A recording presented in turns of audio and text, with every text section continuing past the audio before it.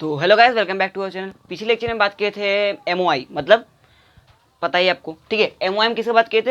एक रॉड के बारे में बात किए, ठीक है, और कुछ एग्जांपल किए थे एमओआई के बारे में और उसका इंट्रोडक्शन दिए थे, ठीक है। आज हम आगे बढ़ने वाले हैं। देखो कि आज हम रिंग के बारे में बात करेंगे, डिस्क के बारे में, तो अलग अलग जितने भी होते हैं मासेस या बॉडीज बोल सकते हो, उसके बारे में आज एमओआई हम कैलकुलेट करने वाले हैं, ठीक है। तो चलो देखते हैं क्या होता है एमओआई ऑफ रिंग या डिस्क, ठीक है। देखो क्या होता है रिंग का। देखो क्या होगा, रिंग है, देखो ऐसा रिंग है, ठीक है। रिंग है, बीच में क्या है, आई है। आई मतलब आप जानते ही हो क्या होता है। आई मतलब क्या होता है, मुझे ये बताओ पहले। याद करो, आई हम किसको बोलते थे? मोमेंट ऑफ इनर्शिया, याद आ गया। देखो आई हमारा क्या है, मोमेंट ऑफ इनर्शिया, ठीक है। तो आई क्रॉस, क्रॉस मतलब अंदर की तरफ और डॉट मतलब बाहर की तरफ, यह हमेशा याद रखना। क्रॉस मतलब अंदर की तरफ, डॉट मतलब बाहर की तरफ। और एक यहाँ डीएम मास है, तो डीएम मास और आई के बीच का लेंथ कितना है, परपेंडिकुलर लेंथ होगा। जब भी किसी सर्कल में ऐसा सिचुएशन आता है तो क्या होता है, परपेंडिकुलर लेंथ ही होता है, ठीक है। तो ये बीच में परपेंडिकुलर होगा, देखो कैसे होगा। तो ये देखो क्या है, परपेंडिकुलर है ऐसे, ठीक है। डीएमआर से परपेंडिकुलर मतलब ये लेंथ कितना है, आर है। और हमारा आई का वैल्यू कितना आता है, एम आर स्क्वायर आता है। तो एम आर स्क्वायर क्या आएगा, आई कोस टू एम आर स्क्वायर आ गया, आर आपका रेडियस आ गया और एम आर स्क्वायर हो गया, ठीक है। और R radius, M mass M और आर रेडियस का आपको दिया ही हुआ था रिंग, ठीक है। ये आर है तो एम आर स्क्वायर आ गया, ओके। तो आप ऐसे किसी भी रिंग का आप कैलकुलेट कर सकते हो आई, ठीक है, मतलब इनर्शिया। अब बात करते हैं क्या, axis passing through the centre and perpendicular to the plane of the ring, मतलब परपेंडिकुलर मैं बता चुका हूँ। और आई क्या लेता है, हमेशा परपेंडिकुलर डिस्टेंस लेता है किसी मास से।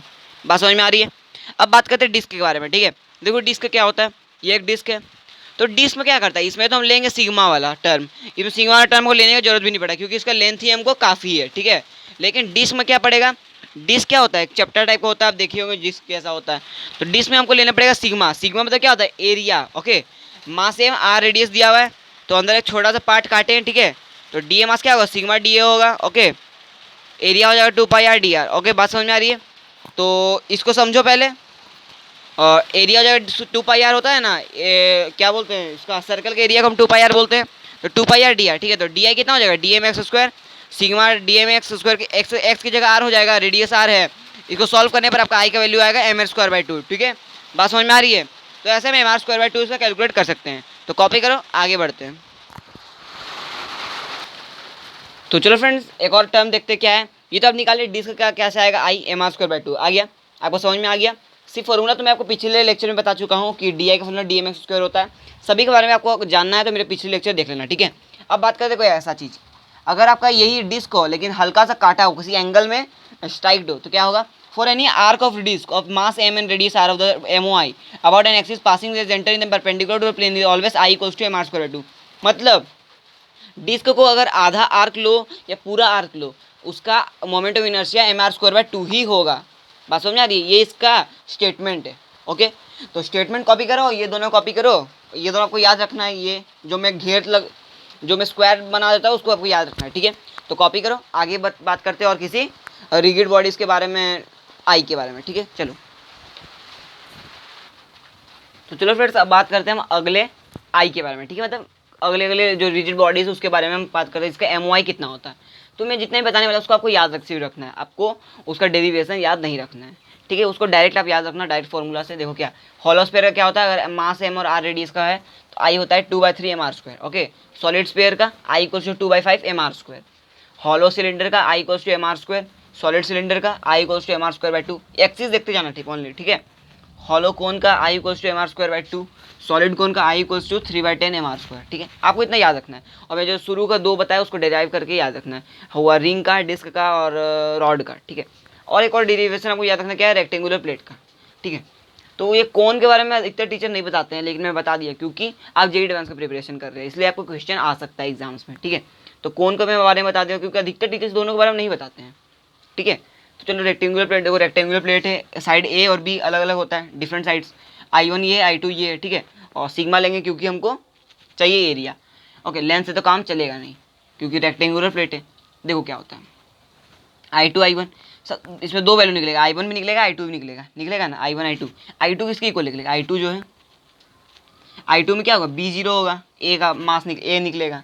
और I1 में ये A0 होगा, B निकलेगा, निकलेगा जिस एक्सिस से जाता है उसको लेंथ को जीरो कर देता है, ठीक है। तो चलो निकालते हैं। तो एक्स जाकर डी एक्स काटे हल्का सा, तो डी एम क्या होगा, सिग्मा ए बी होगा। ए बी क्यों, साइड है ना बी, और बी का वैल्यू आपको पता ही है, बी इसमें डी एक्स है ना, ये साइड ए और ये जरी को थोड़ा सा डी एक्स है, ठीक है। तो सिग्मा ए डी एक्स हम लिख सकते हैं ना। आई वन का वैल्यू क्या, डिफ्रेंशिएट करेंगे 0 से बी तक, एम बी स्क्वायर बाय 3 आ जाएगा आई वन। और आई टू क्या होगा, यहाँ बी है तो ए कर दो, क्योंकि आई टू किस ऐसे एक्सिस में है, इसमें क्या बी को 0 कर देगा, उसी एक्सिस में जा रहा है, तो ए रहेगा नहीं। तो ये आई टू या आई वन दोनों याद रखना है आपको, किसका, रेक्टेंगुलर प्लेट का, याद रहेगा। तो इसी चीज़ को कॉपी करो, आगे बढ़ते हैं और फिर अगले कंसेप्ट के बारे में बात करते हैं। चलो तो चलो फ्रेंड्स, अब और बात करते हैं लास्ट हमारा स्क्वायर प्लेट का, रेक्टेंगुलर प्लेट का बात कर लिए, एम ए स्क्वायर बाय 3 है, एम बी स्क्वायर बाय 3, ठीक है। इसका क्या होता है, दोनों साइड सेम रहेगा ए, ठीक है। तो इसका दोनों सेम ही रहेगा, आई वन आई टू दोनों सेम रहेगा, एम ए स्क्वायर बाय 3 रहेगा, ठीक है, साइड सेम है, ओके।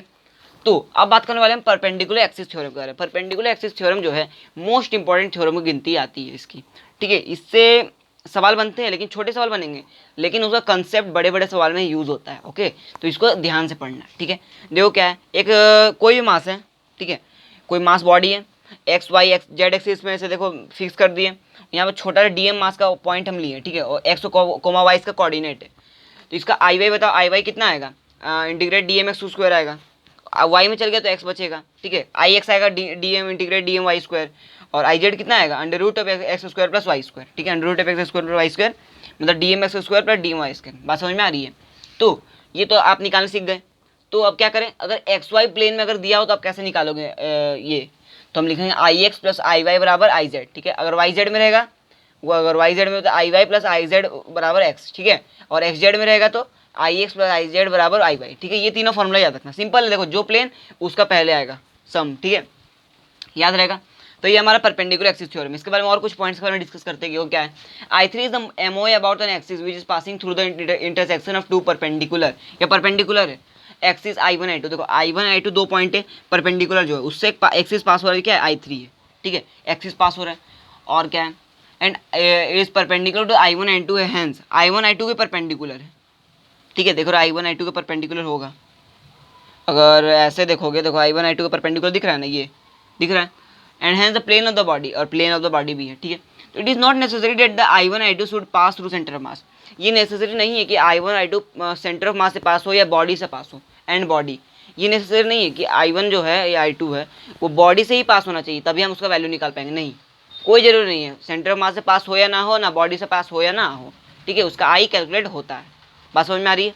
सिर्फ आपको आर कैलकुलेट कैसे करना है, परपेंडिकुलरली, ओके। तो इसको कॉपी करो, कुछ क्वेश्चंस करते हैं, उसके बाद आपको अच्छी तरह से समझ में आ जाएगा। चलो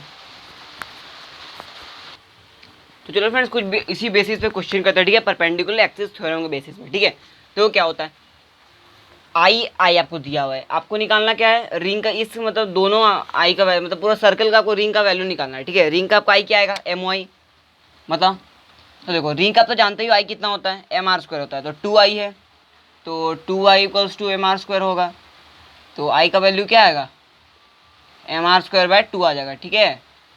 तो ऐसे आई का वैल्यू निकाल लोगे। इसमें देखो, इसमें भी दो आई है, डिस्क क्या के वैल्यू क्या होता है उसका आई, डिस्क का आई होता है आपका M R square by two, तो टू आर का value M R square by two रहेगा, तो आई का वैल्यू कितना आएगा, M R square by four आ जाएगा। बात समझ में आ रही है। अगर आपको बेसिक नहीं पता है तो मेरे प्रीवियस लेक्चर्स वीडियो देखो, आपको पता चल जाएगा। बात समझ में आ रही है। तो ये आई आपका M R square by four आ गया। अब इस क्वेश्चन में गौर करो क्या बोल रहा है, आपको चार मास दिए, देखो चार मतलब एक्सिस दिया है, क्रॉस किया हुआ है ना, I one I two I three I four, A B आपको दिया हुआ है, sides rectangle, A B side में तो रेक्टेंगल है, रेक्टेंगल का क्या होता है, M A square by three होता है, M B square by three होता है, ठीक है। अब चलो निकालते हैं।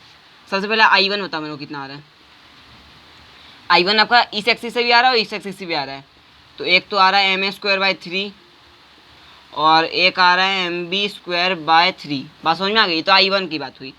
अब बता आई टू कितना आ रहा है, ये क्या है आपका आई वन, आई टू बता, आई टू ये वाला है। अगर जब भी ये ध्यान रखता है, भी रट लो भैया, कि जब भी दो मतलब बीच में कहीं भी रहे आपका एक्सिस, ठीक है, बीच में कहीं भी दिया हो रहे, तो आपका जो आई होता है वो उसको बोलते हैं हम M A square by twelve, by twelve हमेशा लिखना कोशिश करना, M B square by twelve या M A square by twelve जैसा काटा हुआ हो, ओके। तो ये देखो ऐसे काटा हुआ है, मतलब बी आपको उड़ गया, तो ऐसे उड़ गया तो M A square by twelve बचेगा, आई टू बचेगा ना M A square by twelve, और इस एक्सिस में अगर आई टू है तो इस एक्सिस पर आई टू कितना हो जाएगा, एक को काट दिया तो M B square by three, बात समझ में आ रही है ना भैया। I3 देखो क्या आता है, I3 ये I3 का एक वैल्यू तो ऐसे है, एक वैल्यू ऐसे है, तो एक वैल्यू ऐसे है तो ma² by 12 हो जाएगा, ठीक है। और एक वैल्यू ऐसे है तो mb²/3 हो जाएगा। और I4 का वैल्यू लास्ट बता दो हमको।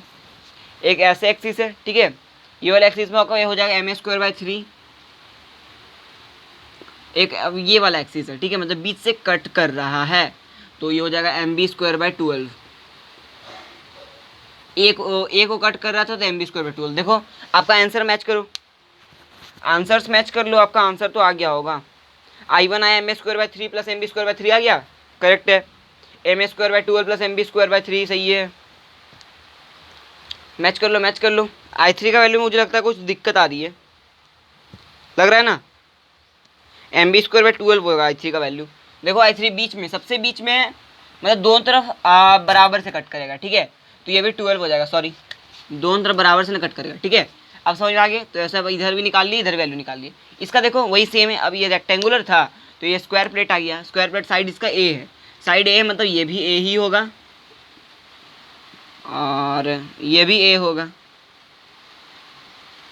बस समझ में आ रही है, दोनों साइड से I3 I1 I2 I4। Simply मुझे बता I1 क्या आ रहा है, डायरेक्टली बताओ यार, ऐसे ही निकल जाएगा। I1 देखा, अरे आ गया ma² by 3 प्लस ma²/3, दोनों साइड तो सेम है। I2 बताओ, जल्दी बताओ। ये I2 है, एक तो होगा ma²/12, एक होगा ma²/3। मुझे तो कोई दिक्कत ही नहीं आता है, आपको कैसे दिक्कत आ रहा है बता यार, इतना आसान है। I3 देखो बीच में कट कर रहा है, दोनों को हाफली हाफली कट करेगा, दोनों साइड्स को हाफली, मतलब दोनों 12 होगा, तो ma² by 12 plus of ma²/12। बात समझ में आ गई। अब बचा I4 एक तो हाफ कट कर रहा है, नहीं एक तो कोई मतलब स्क्वायर प्लेट को कट नहीं कर रहा है, एक है ma²/3, तो यहाँ पर लिख लो I4 का value ma² by 3 plus ma²/12। देखो सब आंसर मिल गया, चेक कर लो आंसर अपना, आ गया। चलो ये इसी का आंसर है, मिला लेना इसी बॉक्स में, ऐसे कर लो, ठीक है। बात समझ में आ गई, तो इस चीज़ को कॉपी करो, आगे बढ़ते हैं। अब बात करते हैं, हम बात के लिए परपेंडिकुलर एक्सिस थ्योरम, बात करते हैं पैरेलल एक्सिस थ्योरम क्या होता है, ठीक है। चलो कॉपी करो। तो चलो फ्रेंड्स अब बात करते हैं पैरेलल एक्सिस थ्योरम के बारे में। परपेंडिकुलर एक्सिस थ्योरम बात कर लिए, परपेंडिकुलर एक्सिस थ्योरम के द्वारा हम क्या बस समझे कि किसी भी पार्टिकल को हाफ से काटे तो उसका जो रहता है आई, उसको और हाफ कर दो, ठीक है। जैसे mr² है तो उसको mr²/2 कर दो, ये तो हम जान गए। तो अब बात करते हैं परपेंडिकुलर एक्सिस थ्योरम क्या है। तो ये सेंटर ऑफ मास है ICM है, और बगल से आई खड़ा है, आई आपको निकालना है, ठीक है। देखो सेंटर ऑफ मास में भी नहीं टच्ड है ना पार्टिकल में टच्ड है, तो ये आपको कंडीशन बता चुका हूँ। डी लेंथ के बाहर में, तो आई क्या आपका आएगा ICM प्लस md²। बात समझ में आ गई। तो one of the axis must pass through the centre of मास, तो एक आपको कंडीशन रहेगा कि एक एक्सिस सेंटर मास से मस्ट पास होना चाहिए, ओके। तो चलो निकालते हैं कैलकुलेशन। तो देखो रिंग है, ऐसे हॉरिजॉन्टल रिंग है, मतलब इसका जो सेंटर ऑफ मास होगा यहाँ वाला, वो कितना होगा बता। रिंग का क्या होता है, mr² होता है, और हमको ये निकालना है, उसका रेडियस r आपको गिवन है, ठीक है। तो आपको जो आई आएगा ICM आया आपका mr², और प्लस md² है ना, m आपको दिया, इसका m ही है, ठीक है, इसका तो m ही रहेगा, d² mr², तो ये भी mr² रहेगा। तो हो गया कितना 2mr², आंसर। बस समझ आएगा कितना आसान है। थोड़ा भी टफनेस महसूस हुआ नहीं ना हुआ, तो बस इसमें देखो यहाँ पर दिया एक एक्सिस यहाँ पर पेंडिकुलर चाहिए, तो इसका mr², और इसका डी का क्या होता है ICM mr²/2, ठीक है, mr²/2 आ गया है बीच वाले का, इसका निकालना है तो इसका mr² हो जाएगा। तो टोटल कितना हो गया 3mr²/2 आ गया आंसर। इसका देखो, ये देखो ये रिंग है, रिंग तो लेकिन हॉरिजॉन्टल सरफेस में रहता था, लेकिन ऐसा दे दिया, तो आपको जो सेंटर ऑफ मास है वो ऐसे कटेगा कुछ। तो देखो ना, दो सर्कल हाफ में कट रहा है, हाफ में कट रहा है मतलब हम लगाना है perpendicular axis theorem. Perpendicular axis theorem लगाने के लिए हम जानते हैं क्या करना है, हमको हाफ कर देना है। रिंग का होता है mr²/2 कर दो, तो आई आपका आएगा mr²/2 प्लस में mr² इसका, तो बचा कितना 3mr²/2। हम यही फॉर्मूला यूज़ कर रहे हैं ICM प्लस md²। देखो ये r आपको दिया है, ये हमारा d के रूप में काम आ रहा है, ठीक है, डी के रूप में काम आ रहा है ना, तो बस आपका आंसर आ जाएगा, ठीक है। कॉपी करो और कुछ सवाल करते हैं, ठीक है, उसका लेक्चर को एंड कर देंगे। तो चलो फ्रेंड्स और कुछ क्वेश्चंस करते हैं, ठीक है चलो देखते हैं क्या क्वेश्चन है। डिस्क आपको एम और आर रेडियस का दिया, ठीक है। आई आपको निकालना है, तो देखो आई निकालने के लिए पहले बीच वाला निकालेंगे। बीच वाला बता, बीच वाला आई आई सी एम जो आपका आता है, आई सी एम कितना आएगा, एम आर स्क्वायर बाय 4 आएगा, क्योंकि हाफ काटा है, सेंटर ऑफ मास से नहीं गया है, ठीक है। और हमको निकालना है ये रेडियस आर, तो M R square 5 M R square upon 4 आपका आंसर आ जाएगा, ठीक है। चेक करो आंसर आ गया।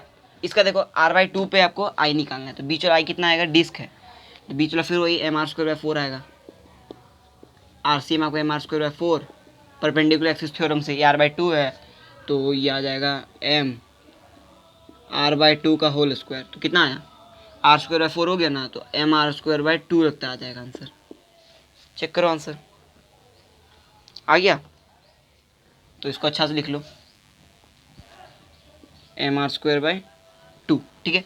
इसको देखो आई ये वाला है, ये आई निकालना है ये वाला, तो बता ये आपका आर है, ये आपका आर है, ये आपका √2r होगा, होगा।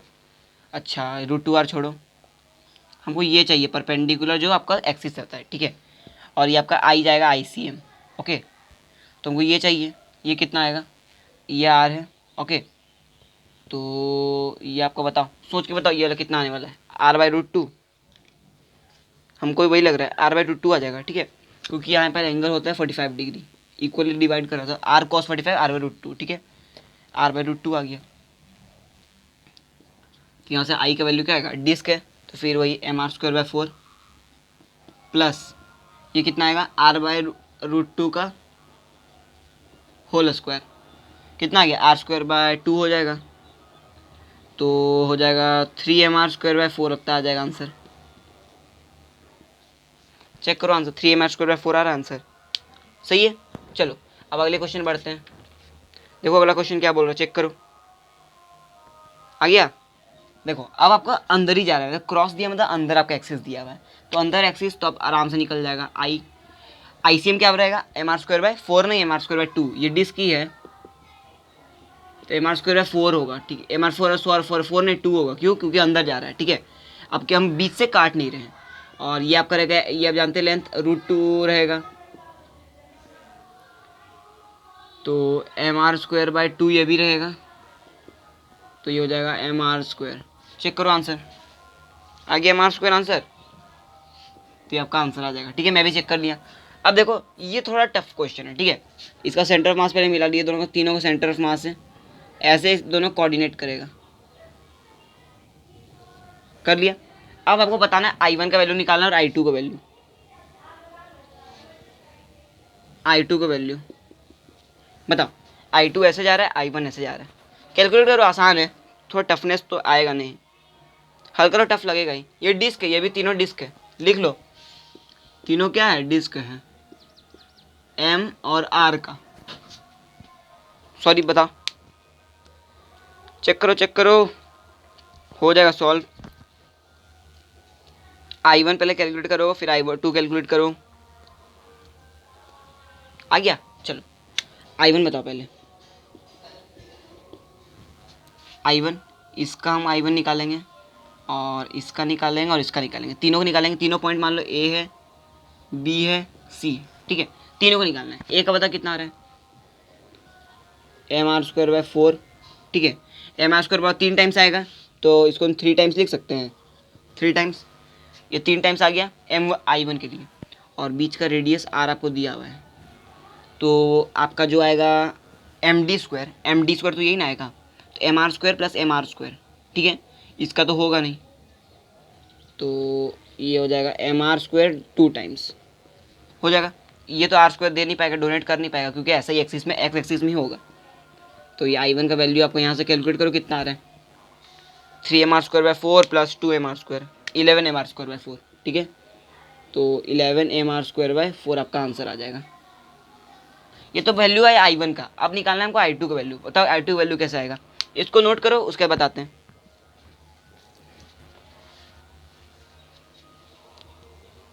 हो गया, चलो इरेज कर देते हैं।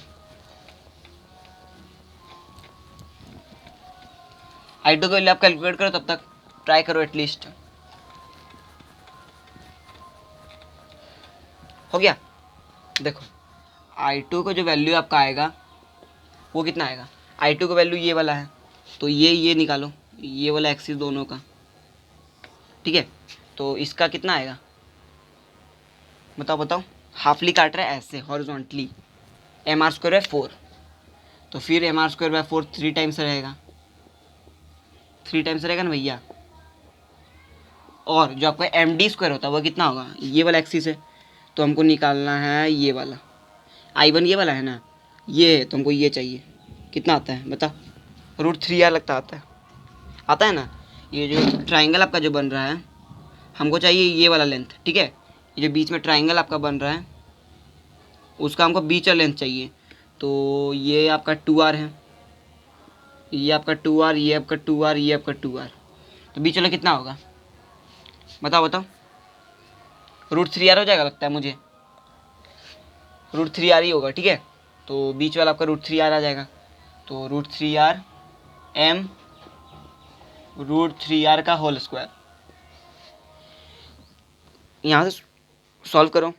देखो ये वाला आपका आया है a और b का, ठीक है, और ये आप c से लिए हो, ओके, ये तो दिख ही रहा है, देखो c से लिए हो ना, ये वाला एक्सिस का ये वाला टर्म, ठीक है। बताओ बताओ कितना आता है, m√3 का r² ले लिया मैं, ये भी c से लिए हो है, इसमें कुछ c से, ये भी c से है, ठीक है। बताओ बताओ आ गया, चलो।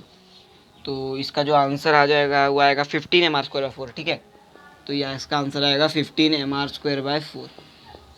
तो ऐसे आसान क्वेश्चन है, देखो कोई भी दिक्कत आने वाली नहीं है। इसका अगर दिक्कत आ रही है तो सॉल्व कर लो। ये पूरा 2r है तो ये हाफ r होगा भैया, ये तो r होगा ना, ये इसका बताओ, ये r है, ये 2r है, हमको निकालना है ये वाला, ठीक है। तो 2r का square 4r² r² plus p² हमको निकालना है। p² कितना आएगा, p बराबर √3r, ठीक है, यही ना आ रहा है, हाँ। तो √3r देखो यहाँ पर आ गया, ठीक है। p का वैल्यू देखो यहाँ से निकाल सकते हो, बात समझ में आ रही है। तो आप कैसे भी करके आंसर आपका आ जाएगा, ठीक है। तो इस चीज़ को कॉपी करो, आगे बढ़ते हैं और कुछ कंसेप्ट के बारे में बात करते हैं। तो आज के लिए इतना ही फ्रेंड्स, अगले लेक्चर में हम अगला सवाल करेंगे, ट्रायंगल और प्लेट वाला सवाल करेंगे और अलग अलग कंसेप्ट के बारे में बात करेंगे, ठीक है। ये हमारा लेक्चर चलेगा 3 और 4 डेज़ का, ठीक है। उसके बाद हमारा रोटेशनल डायनेमिक्स भी खत्म हो जाएगा, ओके। तो जल्दी खत्म कर देंगे। तो thanks for watching my video और सब्सक्राइब करना ना भूलिएगा, ठीक है। तो आज के लिए इतना ही, पढ़ाई करते रहिए, ऑल द वेरी बेस्ट।